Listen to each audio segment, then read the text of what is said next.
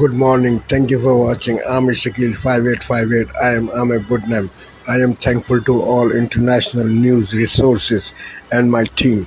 Following other news which have been reported by American, European, Canadian, Australian, Asian and African channel and AP, AFP and Reuters news agencies. Now the headlines. Tropical storm Debbie heading towards the southern USA could cause flood. Deadline to pick Vice President Democratic candidate. Trump's attacks on Kamala Harris are continuing. Middle East on high alert due to Iranian revenge attack. Israeli and American forces are deployed in increased numbers. 30 killed in Bangladesh riots. F-16 fighters arrive in Ukraine. Far-right protesters attack mosques in England and across UK. China floods. American is a fasted man. Foreign citizens are urged to leave Lebanon. A takedown in Canada. Many countries are earning gold medals in Paris Olympics. Now the watch news channels. Tonight on PBS News Weekend, how a student protest in Bangladesh has spiraled into a national movement against the country's leadership. Then, what time you go to bed and wake up could play a big role in how well your brain functions. And the hidden history of black sailors unjustly punished after the 1944 Port Chicago explosion. I had a second or two to decide, do I go back to work?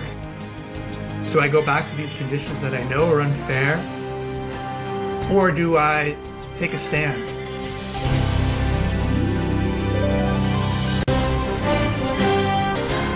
Thank you. Good evening. I'm Laura Barone Lopez. John Yang is away. Israel's security minister is urging people in the country to carry weapons to defend themselves following a stabbing attack in the West Bank.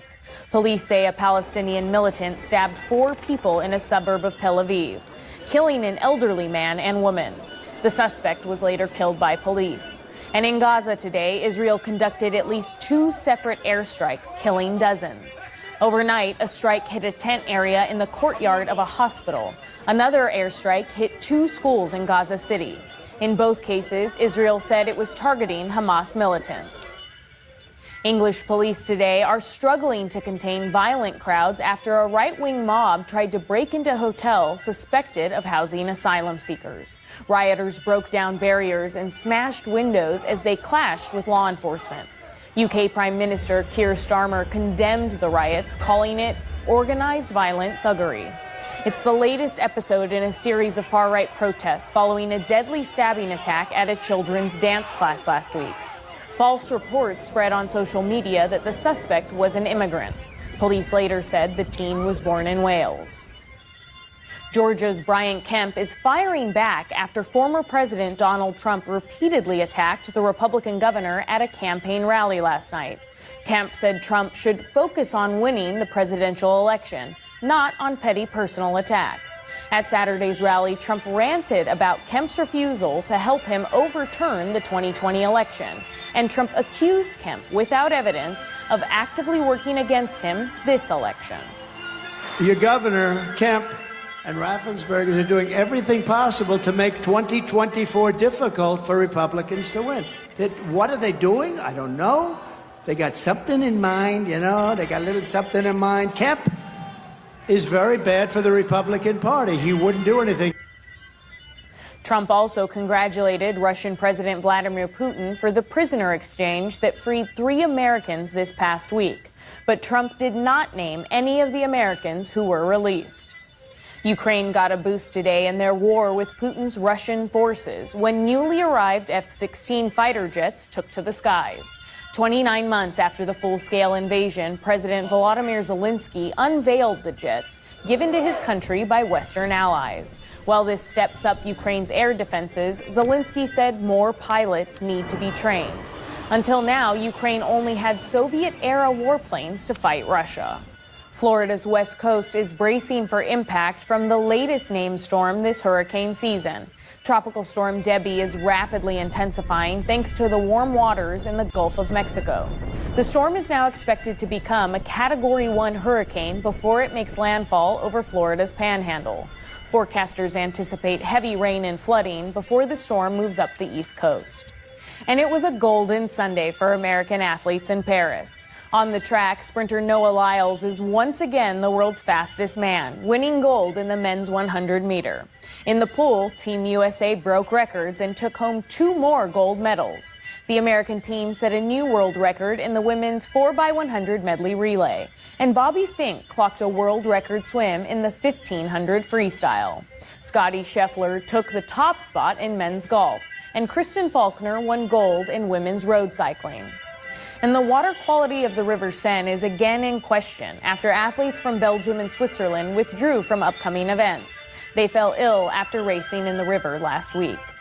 Still to come on PBS News Weekend, anti-government protests in Bangladesh turn deadly. And what being a night owl versus an early bird can do for your brain. This is PBS News. Tonight, concerns about the potential for historic flooding as Debbie strengthens in the Gulf. Airlines canceling flights ahead of the storm. And high-stakes interviews. Vice President Kamala Harris meets with the finalists for her running mate. We begin with Debbie, now rapidly intensifying with landfall expected early tomorrow.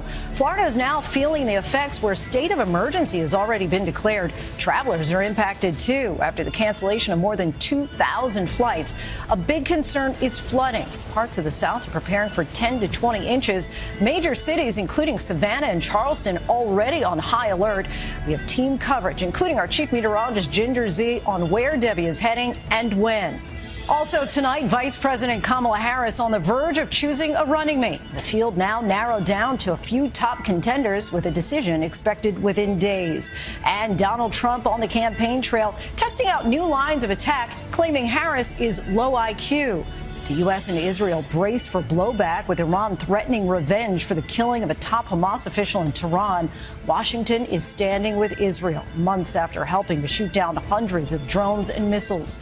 The war in Ukraine enters a new phase as the first U.S.-made F-16s arrive. Ukraine's president shares the impact the fighter jets may have. A tragic and shocking death. A 5-year-old boy is killed when a bounce house flies off and crashes onto a baseball field. What we've learned about the safety of those houses. Violent protests across Britain. Far-right groups attack police and mosques after a brutal stabbing killed 3 young girls. Tonight, new information about the suspect. It's happened again. 3 more Americans arrested in Turks and Caicos for allegedly having ammunition in their luggage. Could they face long sentences? And going for the gold, a huge night for Team USA, and not just the swimmers. Noah Lyles in a photo finish to claim the title of world's fastest man. And new safety questions after athletes get sick after swimming in the Seine River.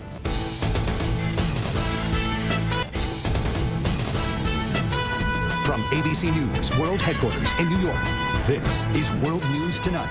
Good evening, everyone. Thanks so much for joining us on this Sunday. I'm Lindsay Davis. As we come on the air, millions in Florida and up and down the eastern seaboard are bracing for Debbie and the impact that's expected to last well into the week. Debbie is moving north through the Gulf, churning up the surf on Florida's west coast. These images are from near Fort Myers. The storm is gaining strength in the warmer than usual waters. Temperatures are about 4 to 5 degrees above normal.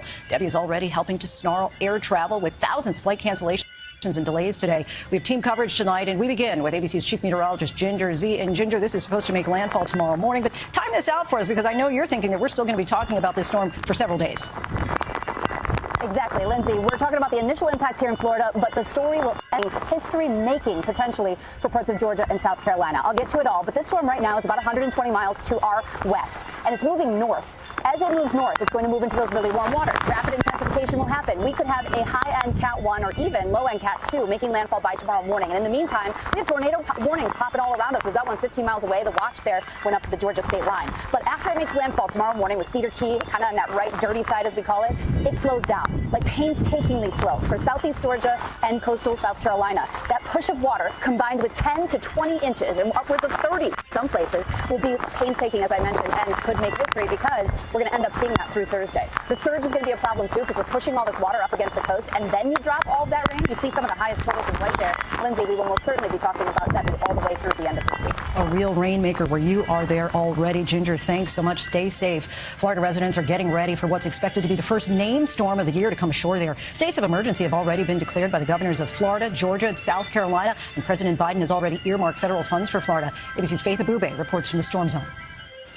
Tonight, millions in Florida bracing for impact. Tropical storm Debbie whipping through the Gulf of Mexico about 100 miles off Florida's coast. Strong winds and rain blasting the region.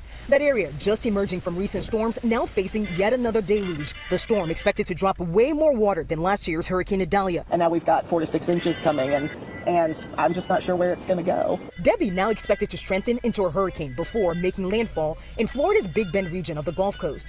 Potential life-threatening storm surge putting homeowners on alert. South Carolina also declaring a state of emergency. Florida Governor Ron DeSantis placing most of the state's cities and counties under emergency orders. Evacuations in parts of the Gulf Coast. DeSantis saying all hands are on deck for the storm. If you've been ordered to evacuate by your local officials, please heed that call. Here in Gainesville, families stocking up on sandbags, expecting that storm to be headed their way soon. Richard and his family following that evacuation order. Are you feeling any anxiety right now? A little bit, but not too much. Just concerned about my home because I'm in a mobile home. There's a lot of trees around it.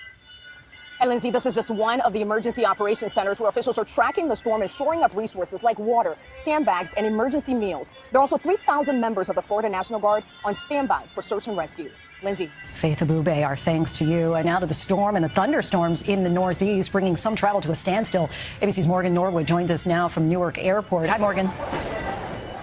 Hi, Lindsay. Yes, we know that Debbie continues to approach, but we're already seeing a number of travel disruptions, as you pointed out. That's mostly due to the line of severe storms, a separate system that's moving through the Northeast right now. More than 2,000 flights canceled. We're seeing triple that when it comes to the number of delays, and it's happening at airports up and down the East Coast. Look, from Miami to Charlotte, even right here in the New York City area, that number only expected to climb, of course, as Debbie turns in. When it comes to the major carriers, it's American Airlines hit the hardest, seeing the highest number of cancellations, scrubbing 16% of their schedules. That storm also impacting travel on the seas. We're talking about Debbie. Some cruise lines, including Carnival and Royal Caribbean, already forced to adjust their travel itinerary for passengers as this storm moves in. Lindsay? Travel slow going in a number of modes there, Morgan. Thank you. Now to the Paris Games and a big day for Team USA. American swimmers set 2 world records. Gymnast Suni Lee adding another medal to her collection. But all eyes were on the track where Noah Lyles hoped to prove that he is the world's fastest man. ABC's Inez de la Quatara is watching it all. In a dramatic photo finish, tonight Noah Lyles sprints to his first gold medal in the men's 100-meter final. The American sprinter celebrating with his family. Lyles now dubbed the fastest man in the world, coming from behind to win by just fractions of a second. The first time in 20 years an American has won this event. From gold on the track to gold in the pool, a huge day for Team USA. Because everybody on the planet's got to believe there is no way Fink is losing this race. Starting with an incredible showing from Bobby Fink, winning gold in the 1,500-meter freestyle, setting a new world record. The women setting records too, winning the women's 4x100-meter medley relay. And it wasn't close, smashing the world record and beating the competition by nearly 5 seconds. And for the first time in 64 years, the gold medal in the men's 4x100 medley relay does not belong to the U.S. China's stunning Team USA, the men settling for silver. In gymnastics, Suni Lee soared to take home the bronze medal in uneven bars, her 3rd medal of these 2024 games. It was also a day for thrilling comebacks. Team USA cyclist Kristen Faulkner, who made the team as a replacement, surging from 4th to 1st in the final moments. The drama of the games extending outside the arenas too. Team Belgium saying they will not participate in the mixed triathlon relay set to be held on Monday in the Seine after athlete Claire Michel fell ill, taken to the Olympic Village Polyclinic today for treatment. The Swiss team also saying one of its athletes, Adrian Brifford, will not compete in the mixed relay event due to a stomach infection. Both Michel and Brifford competed in the triathlon individual, swimming in the River Seine, though it's still unclear whether water quality may be to blame for their illnesses. And Lindsay, another Team USA win in that 100-meter dash. Fred Curley taking the bronze. Team USA now tying China for the #1 spot in the gold medal tally with 19 golds and leading in the total medal counts with 71 medals so far. Lindsay? Big victories for Team USA across the board there, Inez. Thank you. And speaking of races, now to the race for the White House and the question of Vice President Harris's running mate. Harris is meeting with the men believed to be at the top of her list: Arizona Senator Mark Kelly, Minnesota Governor Tim Walz, and Pennsylvania Governor Josh Shapiro. She's expected to make her announcement very soon. Here's ABC senior White House correspondent Selena Wang. Tonight, Vice President Kamala Harris on the verge of choosing her running mate. Sources tell ABC News she's meeting today with top contenders at her residence in D.C., including popular first-term Pennsylvania Governor Josh Shapiro, a former prosecutor, Arizona Senator and retired astronaut Mark Kelly, the husband of Gabby Giffords, and Minnesota Governor Tim Walz, a retired school teacher and former congressman. If Harris wins this election, you will quickly have a Kamala economic crash. Trump last night rallying in battleground Georgia, hurling personal insults. She has a very low IQ. But many Republicans want Trump to tone down the attacks, including questioning Harris's race. Every day we're talking about her heritage and not her terrible, dangerous liberal record throughout her entire political life. It's a good day for her and a bad day for us. Do you think Trump is taking the right strategy in attacking Harris? I think Donald Trump needs to stick to the facts and stay along that line and stick to the issues. Trump's running mate, Ohio Senator J.D. Vance, still doing damage control, acknowledging that even some Republicans are disappointed that he's on Trump's ticket. I actually take their criticism as a badge of honor. Going so far as to say his name on the ticket doesn't make a difference. My attitude is it doesn't really care. As much as it doesn't really matter. As much as this is a hit to my ego, people are going to vote primarily for Donald Trump or for Kamala Harris. Right. That's the way these things go. Donald Trump only has one rally on his schedule for the coming week. Vice President Harris, on the other hand, she'll be hitting 7 battleground states in just 5 days, along with her new running mate. So the clock is really ticking for her to make a decision. Their first joint rally is Tuesday night in Pennsylvania. Lindsay? Pennsylvania, of course, believed to be vital for Democrats in November. Selena, thank you. Overseas now, the IDF says it is on high alert and U.S. forces are heading to the region amid fears of a wider war with Iran. Tehran is threatening retaliation after the assassination of a top Hamas leader. ABC's Matt Rivers joins us now from Israel. Matt, President Biden said this weekend that he hopes Iran stands down. Tell us what you're learning. Yeah, Lindsay, Israel is bracing tonight for that Iranian retaliation that could really begin at any moment. And tonight we're hearing from Prime Minister Benjamin Netanyahu acknowledging just how tense things are, saying in part, quote, "I do not underestimate the severity of this threat." He went on to say Israel is prepared to defend itself alongside the U.S., with the U.S. adding Navy cruisers, destroyers, and fighter jets to bolster its anti-missile defenses. President Biden adding he, quote, hopes Iran will stand down. Meanwhile, the devastation in Gaza continues. The IDF saying it targeted 2 schools it says were being used as Hamas command centers. Officials say those airstrikes killing 30 people, as any ceasefire deal seems unlikely to happen anytime soon. Lindsay? Yeah, those ceasefire talks now in doubt. Matt, thank you. To Ukraine, where they are now showing off the new pride of its Air Force, American-made F-16 fighter jets. President Zelensky thanked the U.S. and its allies who donated the planes and the Ukrainian pilots who have mastered flying them. Zelensky had long lobbied for the planes to help Ukraine in its fight against the Russian invasion. Britain's new Prime Minister Keir Starmer is condemning far-right violence spreading across the country. We're just learning that 10 police officers were injured in clashes in northern England tonight. Nearly 150 people have been arrested so far this weekend in several major cities. ABC's Patrick Reevell joins us now with the details from London. Tonight, Britain grappling with an eruption of far-right violence. Nearly 150 people arrested this weekend as violent anti-immigration rallies hit multiple cities for the 3rd day in a row. Far-right groups exploiting the horrific stabbing attack at a dance class last Monday that killed 3 children. In the northern city of Rotherham today, a mob attacking this hotel that was housing asylum seekers, trying to set it on fire. Police saying at least 10 officers injured. Since Wednesday, mobs of young men have rampaged in most major northern cities, including Liverpool, Manchester, Leeds, breaking into shops, some targeting mosques. Nazis go off our streets! Though anti-racism counter-protesters often outnumbering them. The violence following far-right activists spreading false claims on social media that the suspect in that dance class stabbing attack was a Muslim illegal immigrant. In reality, the 17-year-old suspect was born and raised in Britain and is the son of Rwandan immigrants. Britain's Prime Minister Keir Starmer tonight promising those involved in the violence will face the full force of the law. This is not protest. It is organised, violent thuggery. And it has no place on our streets or online.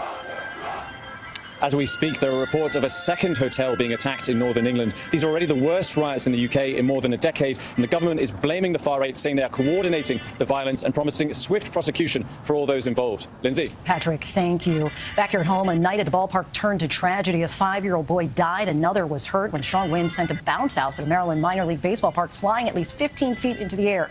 ABC's Perry Russell has the details. A heartbroken community tonight after a bounce house with children inside goes airborne, killing a 5-year-old boy. We're on the field, in the outfield, on the first base side. We got the standby units in and North Medical Duty officer working on the 2 kids now. Officials say a gust of wind at a baseball game in southern Maryland threw the bounce house 15 to 20 feet in the air, sending children falling to the ground. I need a second helicopter per consult from North Medical to Children's Hospital. This happened during a Southern Maryland Blue Crabs game Friday night an hour south of Washington, D.C. Players surrounding the bounce house on the field, some in apparent disbelief. It's not clear if the bounce house was secured to the ground or where it was before going airborne. Pictures from the scene show a playground nearby. A second child has non-life-threatening injuries. The name of the 5-year-old boy who was killed has not been released. He's from a town about 10 minutes away from that stadium, Lizzie. Such an awful story. Perry, thank you. There's so much more ahead on World News Tonight this Sunday, including late information on California's park fire, now the 4th largest in state history. And Deadpool and Wolverine is about to join an exclusive box office club. Next, in Northern California, fire crews are reporting some progress in fighting the park fire, thanks in part to some wet weather. The fire is now 30% contained, but in less than 2 weeks, it has burned through more than 400,000 acres of brush and destroyed more than 500 structures. The fire is now the 4th largest in California history. When we come back, 3 more Americans arrested for allegedly carrying ammunition into Turks and Caicos. 3 more Americans have been arrested in Turks and Caicos after ammunition was discovered in their luggage at the airport. One allegedly had more than 50 rounds in his bag. Several other Americans have faced prison terms of up to 12 years after being arrested in Turks on similar charges. They were given suspended sentences after members of Congress appealed for leniency. Fans of the Marvel Universe keep flocking to the box office. Deadpool and Wolverine has earned close to $400 million in North America in just its first 10 days of release. Its opening last weekend was the 8th best of all time, and the movie could top $1 billion worldwide this week. Deadpool and Wolverine was produced by Disney, the parent company of ABC. When we come back, hanging 10 with man's best friend, a rough competition at the beach. Finally tonight, they don't just doggy paddle. These canines are catching waves.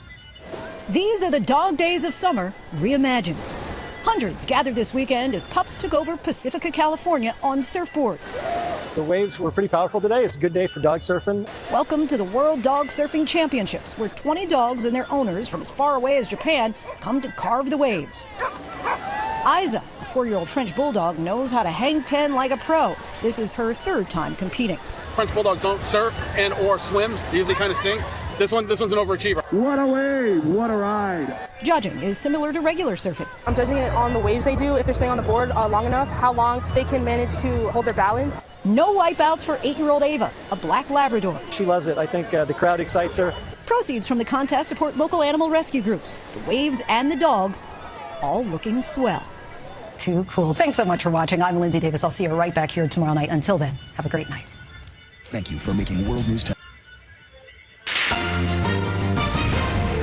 On this Sunday night, Canada continues its quest for medals. A historic hammer throw gold for the youngest Olympic champion to take the title. And we bring home bronze in the boxing ring. Super glad that we were able to bring back a medal for Canada. Plus, Belgium forced to forfeit the mixed triathlon as an athlete is hospitalized after swimming in the polluted Seine.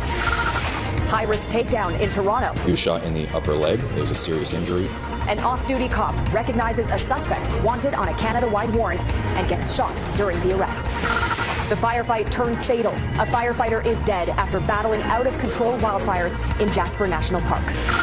Plus, anti-immigration mobs get out of hand in England. This is not protest. It is organised, violent thuggery. The British Prime Minister promising to crack down on racist rioters who attacked a hotel housing asylum seekers. Global National. Reporting tonight, Tracy Tong.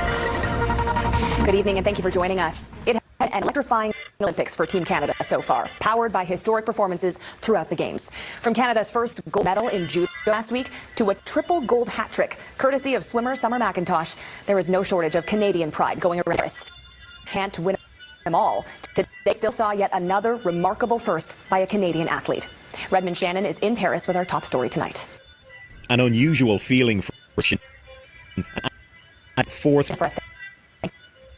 I've gone with 4 silver and 8 bronze. Canada sits at 11th place in the standings based on gold medal wins. The U.S. and China are tied at the top with 19 gold each, but the Americans lead with the overall medal count. Canadian track and field Olympian Damian Warner has spoken out about his sudden exit from decathlon events following his poor pole vaulting performance. Fires burning out of control in Alberta's Jasper National Park, and some tragic news underscoring the dangers facing those on the front lines. A 24-year-old firefighter has been killed while on duty in the park. Fire crews and residents lining the streets of Jasper for a procession earlier today to honor the young man. The firefighter, who has not been identified, was seriously injured by a falling tree while fighting an active fire north of Jasper on Saturday. What did Shapiro say in the college newspaper op-ed that has anti-Israel activists? Remember,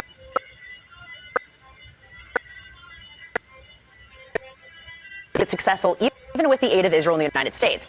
They are too battle-minded to be able to establish a peaceful homeland on their own. Charlie, what does it say about the Democrat Party that Governor Shapiro feels compelled by?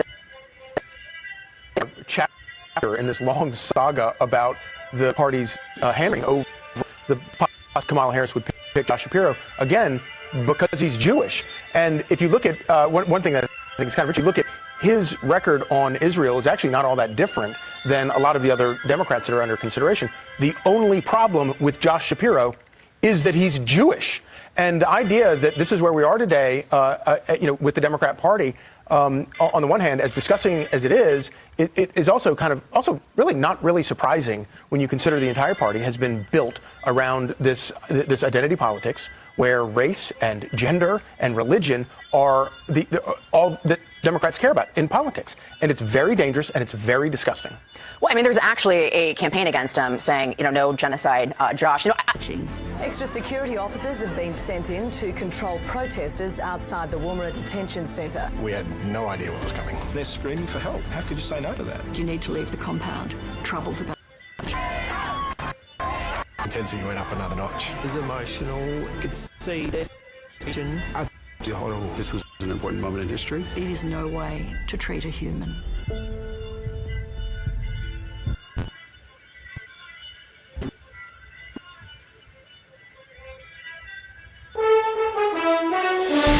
Tonight, state of emergency. Debbie powering up, set to strike Florida. Now's the time to exercise your disaster preparedness plan. The life-threatening storm closing in on the Gulf Coast. Evacuations ordered, more than 3,000 flights delayed or canceled. I'm Tom Hansen in Crystal River, Florida, and take a look at this. You can see that the water is already beginning to rise. Debbie is set to unleash potentially historic rainfall and catastrophic flooding across the South.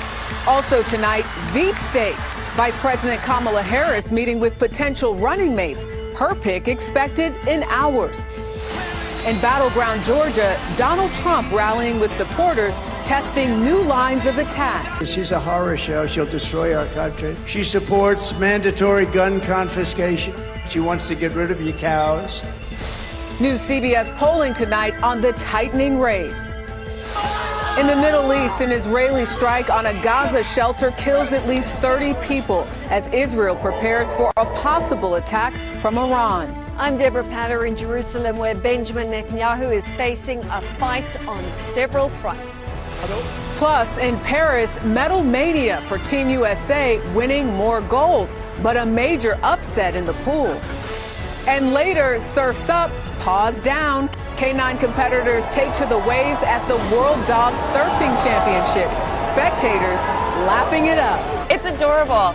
I was saying it's like the happiest place on earth.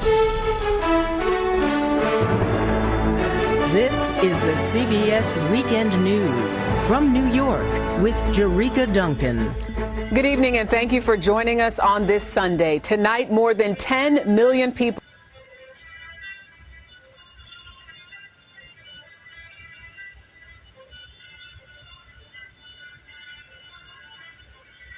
in the UK, where more than 100 people have been arrested across England and Northern Ireland in a dramatic escalation of violence by far-right protesters. Anti-racism protesters faced off against right-wing protesters in Lancaster. Riots involving hundreds of far-right anti-immigration protesters have erupted in several towns and cities after a knife attack that took the lives of 3 young girls in Southport. False information about the suspects' religious and racial identity circulated online, triggering violent protests. This map shows there have been reports of protests in many major cities in the UK, including London, Manchester, Liverpool, Leeds, Bristol, and Belfast. And this was the scene in the southwestern city of Bristol. Police clashed with rioters and attempted to disperse the crowd on horseback. And this was the scene in Rotherham in northern England, where the rioters assembled outside of a hotel that is believed to house asylum seekers. Bricks flew and windows broke as a fire burned and police struggled to hold back the mob. British Prime Minister Keir Starmer condemned the violence and vowed to hold those responsible accountable. British Prime Minister Keir Starmer condemned the violence and vowed to hold those responsible accountable. If you target people because of the colour of their skin or their faith, then that is far right, and I'm prepared to say so. But it doesn't matter what apparent motivation there is. This is violence, it is not protest. It doesn't matter what the motivation is. The motivation for the vast majority of people in this country is to see their streets safe, and that's what I'm determined that we will deliver. And with me today is far-right expert from the University of Toronto, Kayla Preston. Kayla, welcome. As a far-right expert, what is your assessment of these riots and protests in the UK? Hi, Renee. Thank you for having me. As we know, these Islamophobic sentiments kind of epitomized by the far-right protesters in the UK right now, they're not new. And many scholars have argued that this is a buildup of normalized racism and Islamophobia in the United States. A bus-turned-boat is a popular tour in the nation's capital, but it was more so before the pandemic. Kind of ghost town here in Ottawa, really if you compare it to what it was back in 2019. Back in 2019 was crazy. We had long lines all the time. Canada wants to get back into the top 10 tourist destinations in the world after falling to 13th in 2021. It wants to be number 7 by 2030 and to increase annual tourism revenues from $140 billion to $160 billion.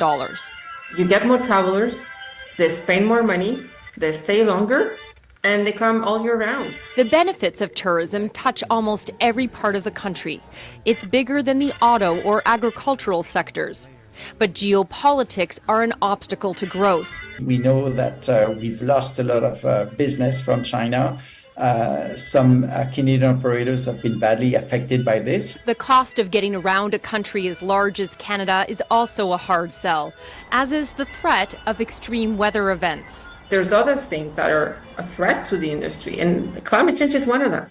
When you see wildfires threaten the reputation of Canada, and you have, a newspaper says Canada is burning. Although climate change and an unfrozen Ottawa River could also translate into an extended season for the Lady Dive amphibus. Canada is one of the best countries I've ever traveled around, both in terms of the nature, the city life that you can do. Really, there's such a healthy mixture of both that you really can get back into the top 10 and maybe the top 7 by 2030. Surging immigration could mean more family and friend visits from overseas. There's also growing demand from foreigners for Indigenous-based tourism. But experts say it'll take investment, smart marketing, and even a bit of luck to make Canada a true bucket list destination. Karina Roman, CBC News, Ottawa.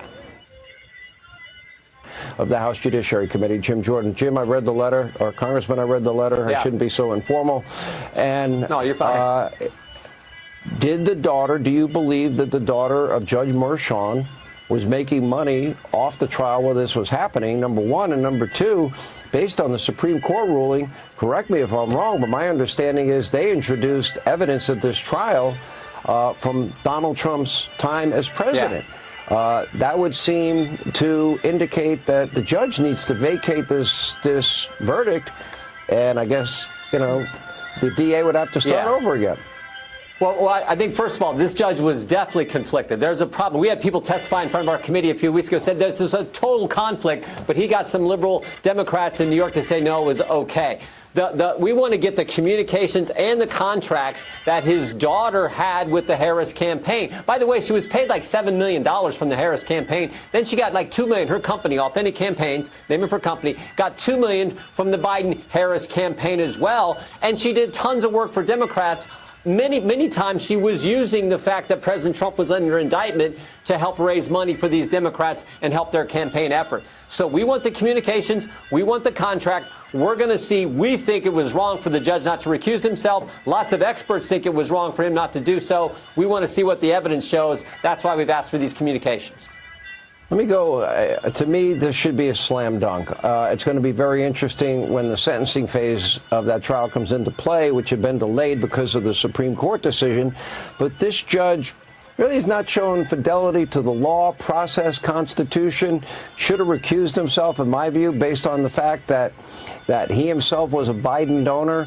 The judge knew the statute of limitations in New York had run out. A novel legal theory 8 years later, upgrading, what is a misdemeanor in New York to federal felony counts. I mean, the whole thing has been absurd. Yeah, he never should have presided over this trial. First, it never should have happened. The case was ridiculous, but he should have never presided. But then when he did, remember what he allowed to happen. First, he put a gag order on President Trump. Then he wouldn't let Brad Smith, the expert on campaign finance, he wouldn't even let him testify to the campaign finance issue that wasn't, that the federal district of New York chose not to bring an indictment on, that the Department of Justice chose not to indict on, that the Federal Elections Commission chose not to move forward on. He wouldn't even let Brad Smith talk about that. Now, we did. We let Brad Smith come into our committee and share what he would have shared to the court. He shared with Congress and the country. But this is how bad this judge is. And then you add to this conflict issue and what his daughter's company was doing. Again, that's why we want the information. All right, Jim Jordan will follow this. Today, Australia's terror alert level raised to probable amid heightened tensions in Australia and abroad. I want to reassure Australians, probable does not mean inevitable, and it does not mean there is intelligence about an imminent threat or danger. The local share market tumbles in its first trading session since recession fears hit Wall Street. Nearly 100 people killed and a nationwide curfew imposed as anti-government protests rock Bangladesh. Britain's PM holds an emergency meeting and condemns escalating violence in the country as far-right thuggery. And Australia secures a rare double podium finish in the women's high jump.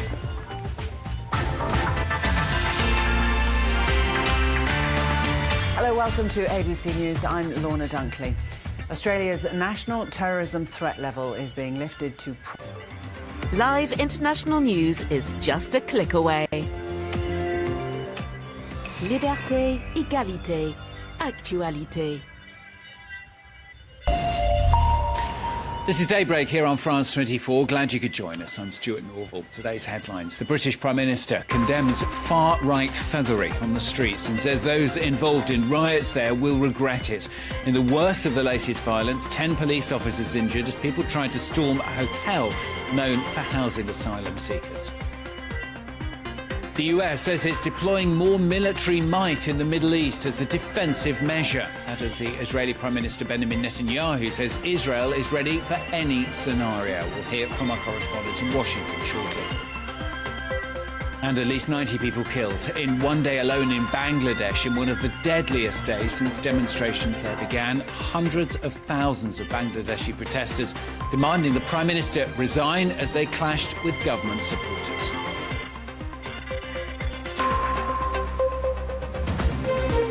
Demanding the Prime Minister resign as they clashed with government supporters.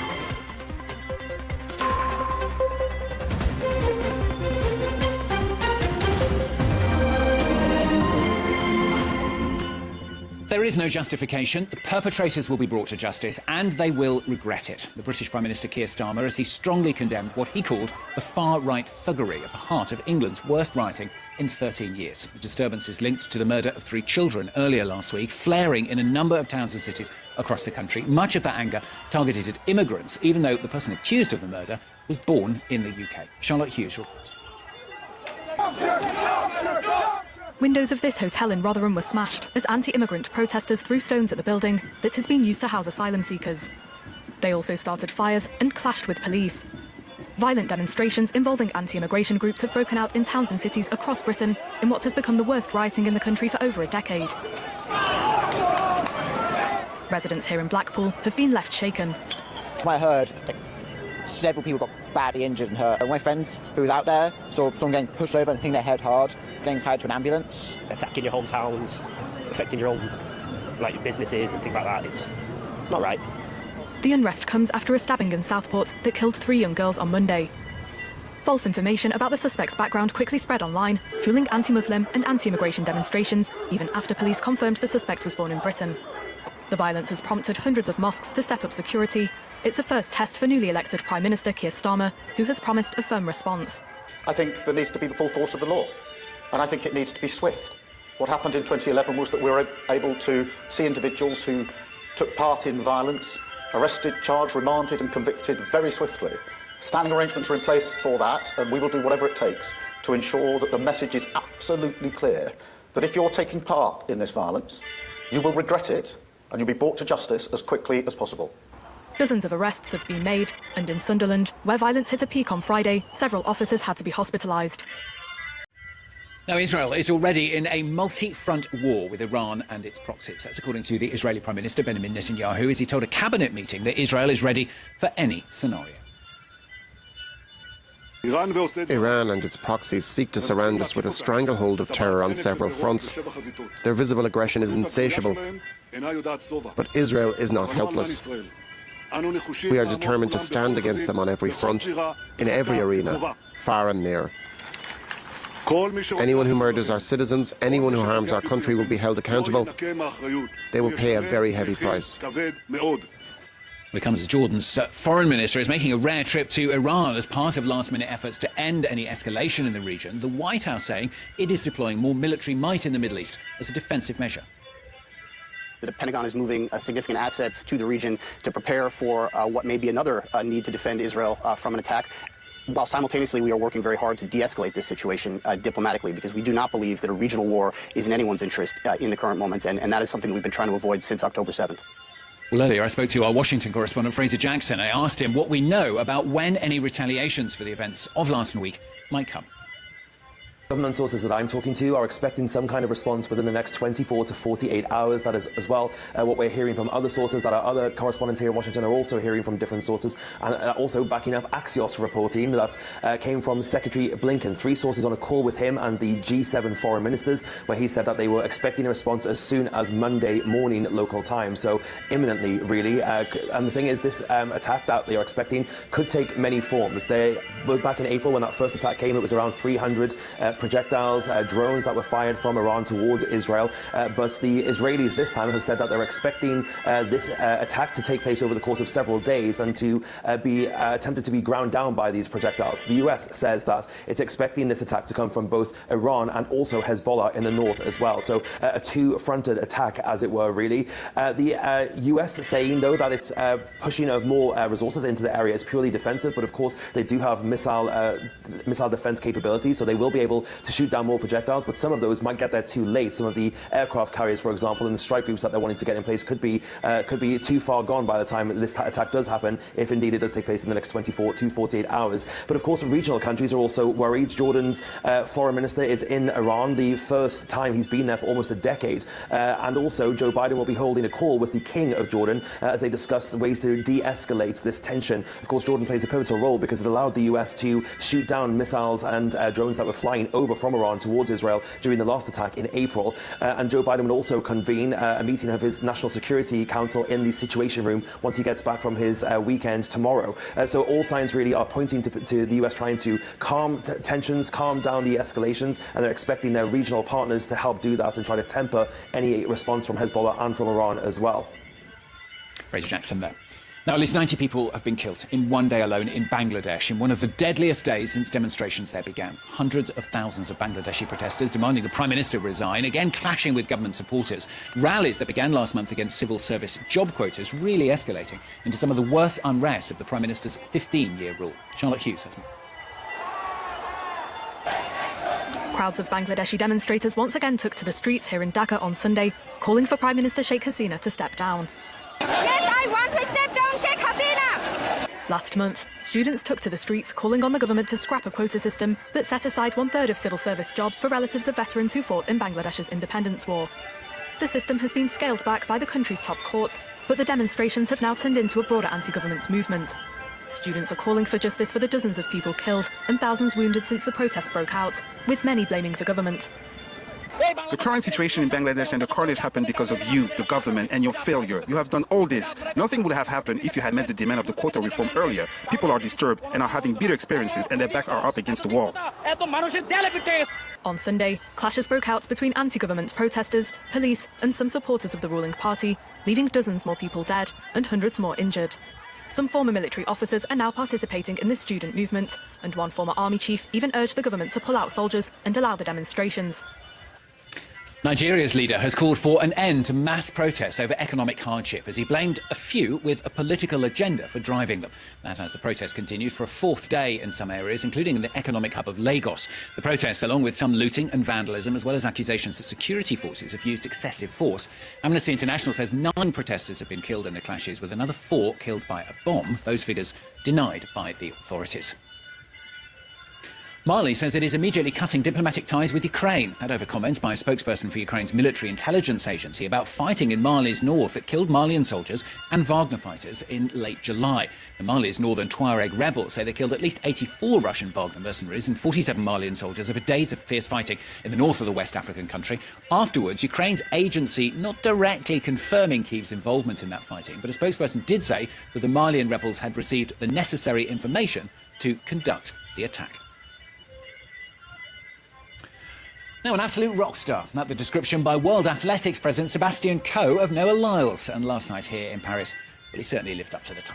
Lyles banishing his demons from 3 years ago in Tokyo to storm to Olympic 100-metre glory by 0.005 seconds. That's 5 millimetres in his continuing bid to fill the void left by Usain Bolt. His win ending a 20-year wait for American gold in what is perhaps the most awaited event at the Olympics. Camille Knight has more. The race was so tight that even commentators got it wrong. Team USA's Noah Lyles ended up taking the gold in the men's 100-metre final by 5,000th of a second. The photo finish shows Lyles dipping his shoulder at the end, a move that earned him the title of world's fastest man. He's the first American to win it in 20 years. I mean, I'm still shaking right now. To see that finish at the end, and the photo finish with 7 people, which never happens, and to come out on top. I mean, from where we were sitting, we thought Jamaica won. It was so close there at the end, so to see Noah pull ahead and get the victory, first one for 20 years for America, it's electric. Like, I've got goosebumps right now. It was amazing. Absolutely incredible. The fans were phenomenal, and everybody was great, and all the athletes are amazing, and they're all to be lauded because they are tremendous. 27-year-old Lyles had the slowest reaction time to the starting gun, and even halfway through the race he was still in 7th place. But he quickly caught up, and with a time of 9.784 seconds, he came out just barely ahead of Jamaica's Kishane Thompson and the US's Fred Curley. I really wanted that gold medal to come home to Jamaica tonight. I really did. You know, I was hoping with all my heart that it would come home. But more is to come. It's a personal record for Lyles, but he's hoping this is just the start. The champion is gunning for 4 gold medals in the 100-metre and 400-metre relays, and in his signature race, the 200 metres. 4 golds is a feat only Carl Lewis and Jesse Owens have accomplished. Yeah, an amazing achievement. Camille Knight reporting there. Now, they may not be at the top of the medals table, but their achievements are quite extraordinary. 37 athletes are competing as part of the refugee Olympic team at the Paris 2024 Games. It's the 3rd time their delegation has taken part, and Cindy Ngama has just made history by winning her quarter-final, guaranteeing the refugees their first ever Olympic medal. It's in boxing, in fact. Jack Colmagale tells us more about what the team represents. This athletic family is growing. There were only 10 of them in Rio and 29 in Tokyo, but this year in Paris, a record number of 37 athletes are competing as part of the refugee Olympic team. And Cindy Ngamba has made history Sunday, guaranteeing the team its first ever medal, beating France's Davina Michel to advance to the semi-finals in the women's middleweight boxing. She's now guaranteed to win at least a bronze. Born in Cameroon, she moved to the UK at the age of 11, later becoming a 3-time English national champion there. Ngamba was chosen as one of the flag bearers for the opening ceremony, and she has a message for refugees around the world. Never give up. You know, the hard time will never last. There will be a light at the end of the tunnel. You know, even though it might not feel like there's nothing out there can be changes, there will always be changes. And I want people out there to believe in themselves and keep on pushing hard. The refugee team was founded by the International Olympic Committee in 2016 to give these athletes a chance to compete and to draw attention to the growing number of refugees and displaced people around the world. We all have right to be here, to realize our dreams. But my dream, and the dream of all of us here, is that in the future we can all live in peace. and no one should lose their home. According to the United Nations, almost 110 million people around the world have been forced to flee their homes. Yeah, the great achievements of the special team there. That's all. More coming up, though, from the newsroom very shortly. Do stay with us.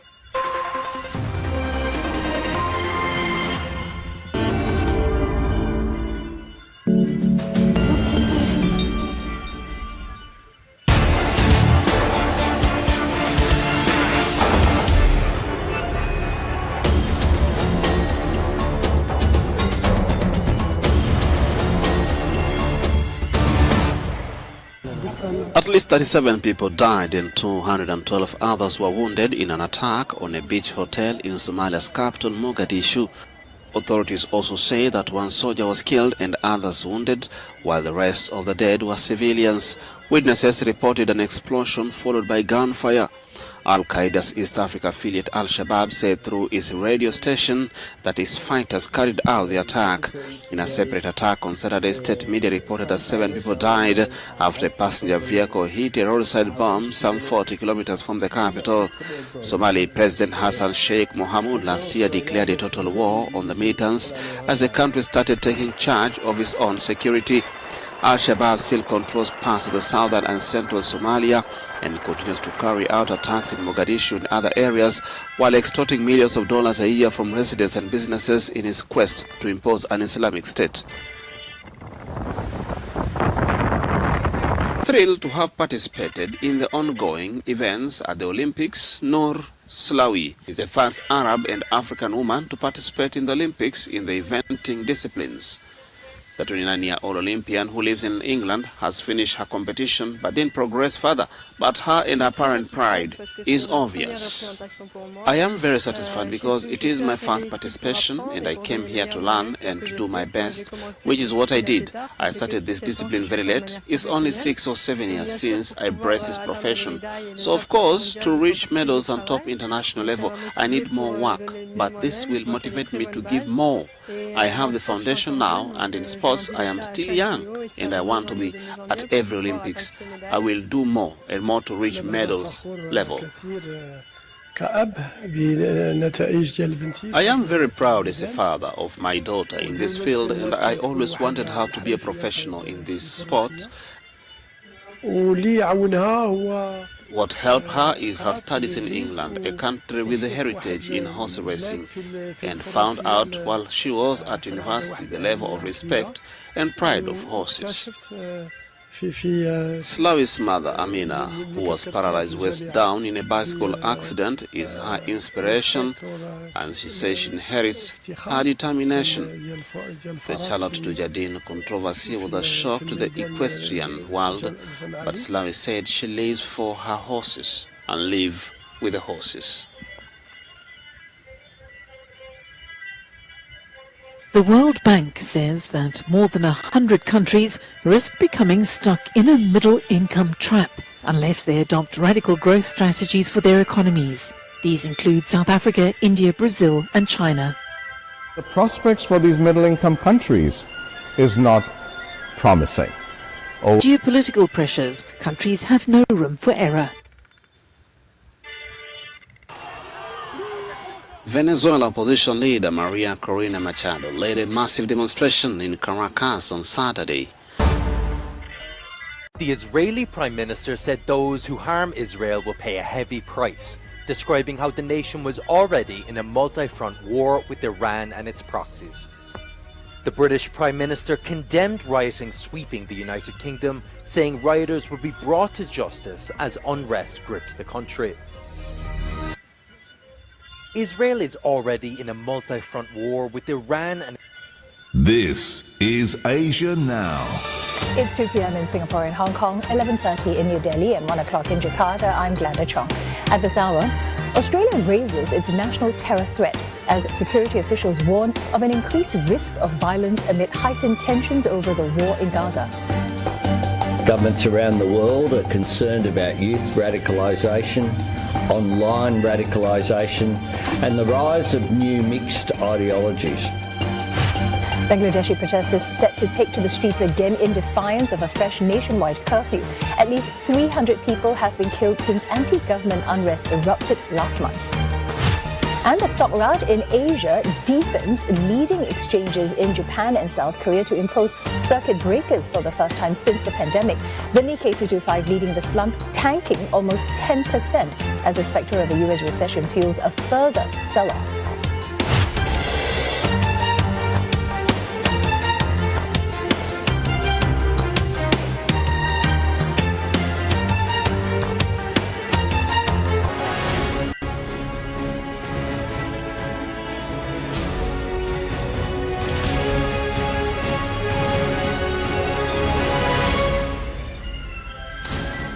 A very good Monday morning to you. It's 7 o'clock on today's programme. A week since 3 children were fatally stabbed in Southport. Police describe another night of staggering violence by rioters in several British cities.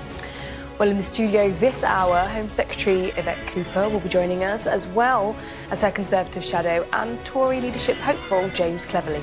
And after Olympic success in Paris, British swimming ace Adam Peaty will be on the programme after hitting out at his Chinese rivals. It is Monday, the 5th of August. Your headlines.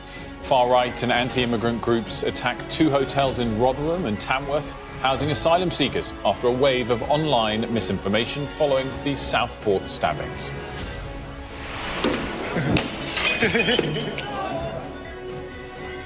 Prime Minister Sir Keir Starmer will chair an emergency meeting of Cobra today after he made this warning. You will regret taking part in this disorder, whether directly or those whipping up this action online. At least 10 officers are injured after mobs attacked police lines, throwing chairs, wooden planks and bricks. Around 150 people are arrested, with warnings that more arrests are on the way. Also ahead, with tensions in the Middle East on a knife edge, the UK withdraws the families of British embassy staff in Beirut.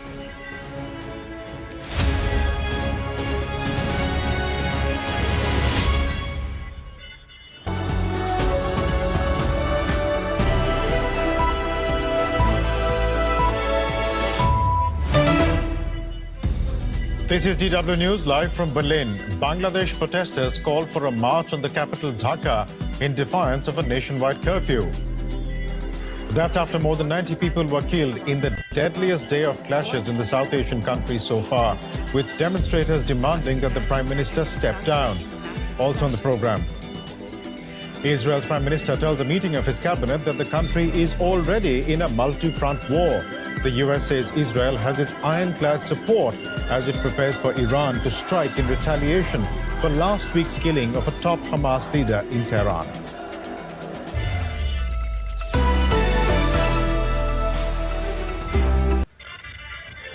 Thank you for watching and privilege of your time. This is Amir Shakil 5858. I am Amir Woodman. Have a good life.